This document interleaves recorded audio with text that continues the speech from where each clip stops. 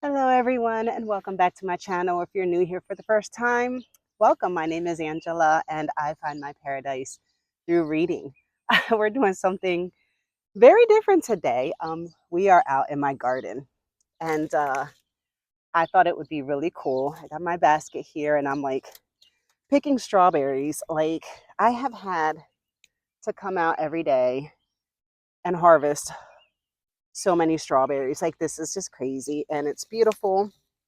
And the reason I thought I would share this on my channel is I just wanted to share one of the many beautiful things that reading has taught me. And it has inspired me and taught me how to grow vegetables and fruits and how to garden and can and oh my God, and preserve. Like, look at this. I'm so excited. But yeah, so one of my favorite gardening books was a gift from a colleague. We had like a secret Santa one year, and he gave me this. Um, it was this is the Reader's Digest, Vegetable Gardening, Fern Marshall Bradley and Jane Courtier. So from planting to picking, the complete guide to creating a bountiful garden. So I have many, many gardening books. This is one of my favorites. It's just gorgeous. I love ones with pictures, and then oh my goodness, and they have beautiful pictures of like gardens and greenhouses, and I can just like scroll through this and look how gorgeous. I mean, this is a really special treasure of mine. Oh my goodness, like my dream garden. Hello. um but like my love of reading has just broadened like all kinds of things and opened me up to all kinds of hobbies. Like right now, I am exploring watercolor, painting with watercolors. I have learned how to knit through books and crochet and countless other things. And like I said, like gardening is one of them. And so I am just for scoots and giggles and for something different and for fun. Oh my God, I have so many, and there's bunnies in this. Every year, these bunnies make a nest in here, and so I had to be very careful not to like scare them. But yeah, their nest is in the corner, and so I kind of try to stay over here so I don't scare them again. I've scared them a couple times trying to get my strawberries, so I just stay on this side. Oh my God! Oh, I gotta show you. Let me see if I can do this. One of the bunnies is out. Oh my God! Let me see if you can see him. Oh, oh, um,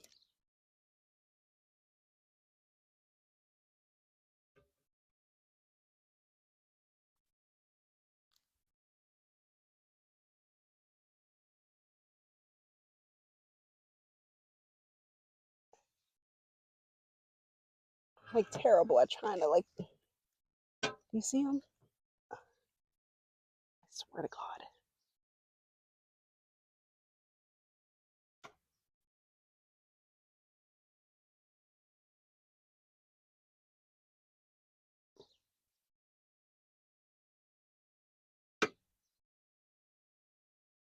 There he is. The tiny little guy.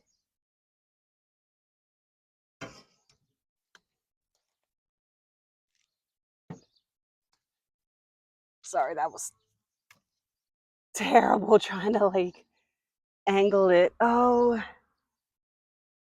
yeah, and he's not running. I think like they're used to me now. I just kind of leave them alone and they see me out here every day. But anyways, I'm gonna give you guys a tour of my garden, and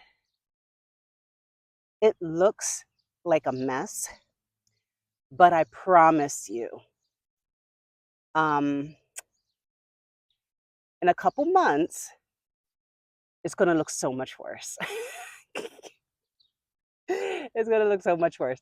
And that's just the way things are. Things can look kind of neat and tidy at first, you know, when the plants are little and freshly planted and just growing.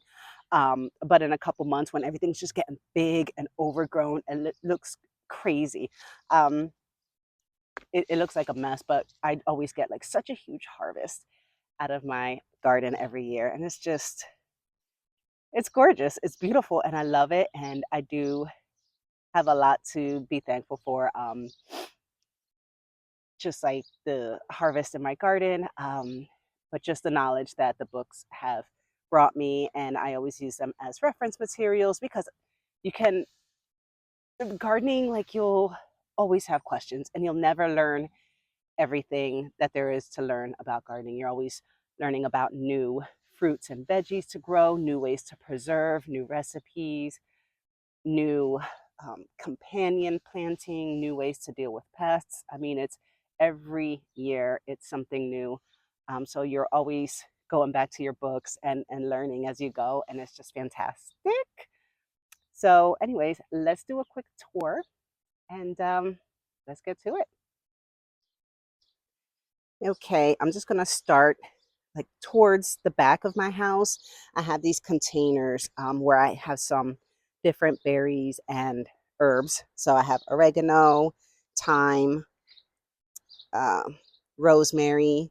Those are goji berries, elderberry, chives. So these are the chives. And then over here I have kiwi berries and then a compost bin. Right now I have 7 8-foot by 4-foot raised beds. This one has 3 blueberry bushes, as you can see, and all the plants surrounding the blueberry bushes, those are wildflowers that I planted last year that just reseeded themselves and decided to grow wherever the heck they want to. This is my newer strawberry bed. So I transplanted some from this overgrown bed into here. And so then they'll be taking over the whole bed by the end of the season. This is my first strawberry bed. And we'll see the bunny here. Look, there's a baby bunny there.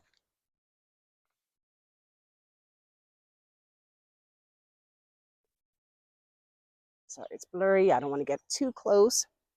But anyways, these strawberries decided that they were going to launch out outside of the bed and grow wherever the heck they want to. So now I have strawberries just growing everywhere. So I'm not mad about it.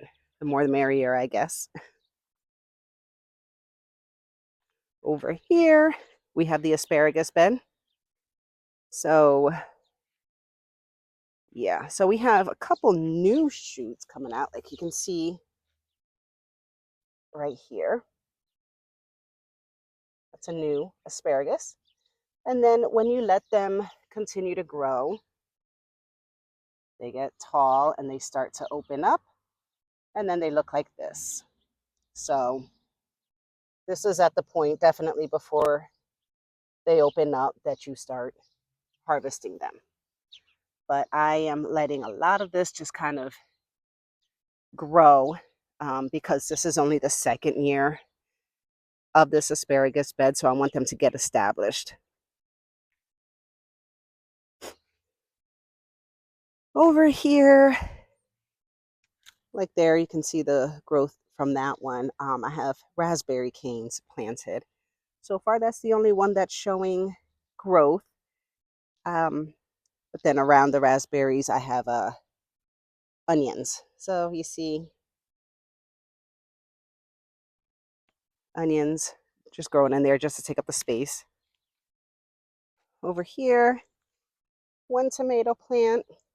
Then we have green beans, which I did not plant. They planted themselves because I had green beans growing along the side of the bed and they would just like climb up, as you can see, all these dried vines.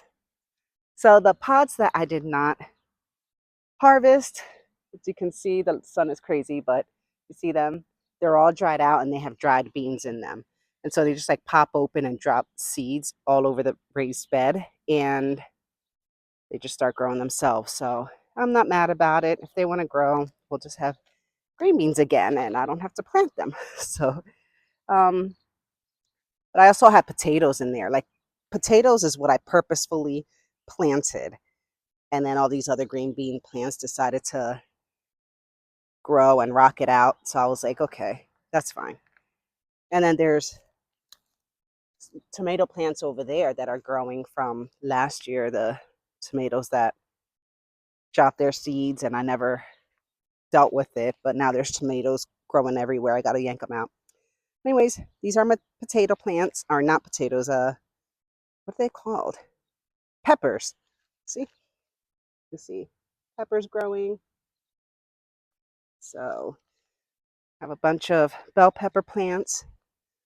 And then over here we have ajíce pepper plants. Ajíces are these small peppers that are used to make the Spanish seasoning that we call sofrito. So you grind up these little ajíce peppers with bell peppers, garlic, onions, olive oil, cilantro, oregano, um, and leaves called regao. And so you just kind of grind it up into this green mush, and that's what we use to flavor our rices and our meats and things like that, and stews. But yeah, so that is my garden so far. I usually have a lot more kind of going on. Oh my goodness, these berries. But I decided to keep it a little bit simple this year. Like I didn't want like such a variety. Like I wasn't planning on growing green beans this year and they just grew themselves. Um and like I'm not doing cucumbers this year. I'm not doing watermelon and cantaloupe and all the other stuff I usually do. Um just kind of keeping it basic so far. So that is my garden so far. I hope you enjoyed this video and you learned a little something about me, and I hope it inspires you a little bit. If there's something that you want to learn, if there's a hobby you want to take up, um, look into it. Use YouTube, use books as references. There's no limit to what you can learn and what you can do. All right. Until next time, happy reading. Bye.